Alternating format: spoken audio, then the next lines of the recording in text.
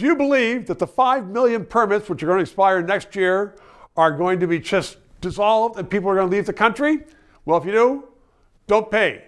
But if you're skeptical, please contribute to keep this on the road, because we need to have the truth out there, which you're not going to get from mainstream news. Dan McTeague, Liberal MP for 19 years when there was a Liberal Party, joins me now. Miller said, he said, we have made a decision to have an open country, and which is why we have all these improper immigrants, but 5 million permits are going to expire. And he said the other day, they'll just expire, people will leave. What la-la land is he from? Yeah, well, the same la-la land that gave you the idea that you should be bringing that many people in the first place, and really did not take into account the own advice of your own department, not him and also his predecessor, Sean Fraser, but the Trudeau Liberals in general have taken this view that they can do whatever other organizations around the world have been dictating to them. Yeah. And let's not be Pollyannish about this. The WEF and the United Nations. Other countries have been subject to this, but other countries have pushed back. The smart ones did. The dumb ones didn't. Now we have our situation where we're expecting these 4.9 million people to pack up and go. I don't think that's going to happen. And anybody who thinks that's, I got a great deal in last year's winter snow. Not that we had much here in Toronto. We don't even know where these people are. But let's just move this one step further, Dan, and say, well, Trump is going to be president. He's not going to want all these people who are staying illegally in Canada to just walk through Roxton Road or somewhere else into the States.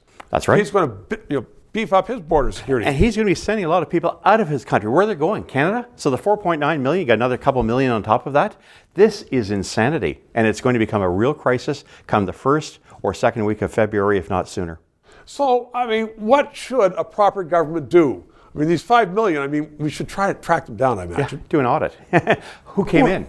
Yeah, there's a thing. What a novel idea. Yeah, we don't do it for charities, so they're allowed to invest in whatever they want, including a lot of climate stuff, which of course costs everybody a lot more money for everything to look after themselves. But it is time for the government to take stock and inventory of what mistakes it made, get those people, and if they don't do it, then of course that's another line item for the next government to have to work on. But believe me, it will not take 4 years. They won't be able to do it in 4 years. It's going to take 2 terms to fix what these guys did badly in the last couple of years.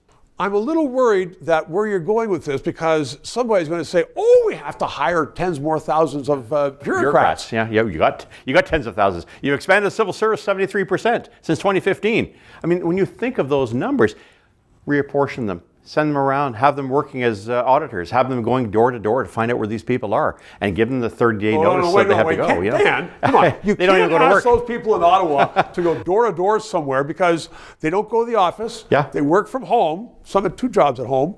That's very unfair of you. Well, remind them that they'll be winding up at a food bank without a job, like the rest of Canadians have had to endure. Now there's an idea. So you're hopeful that with a new government, Canada can come back. Well, I think Canada will come back, and I think it's going to take very smart policies. It's going to have to happen very quickly. You're going to get a lot of people who are going to be upset and naysayers, but they've destroyed the country. They've left the country moribund. It's time for them to go. The woke are going to leave the room. Yeah. Thank you very much. The woke to walk. 3 minutes. To those of you who have subscribed and donated, a heartfelt thank you. You're keeping us on the air.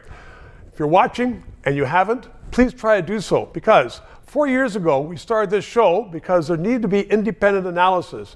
Now more than ever, with the Online Harms Act, once that gets into law, it's been passed once by the House, there are going to be hundreds of bureaucrats censoring the news in Canada, censoring this show. We need to keep it on the air. Thanks for your support.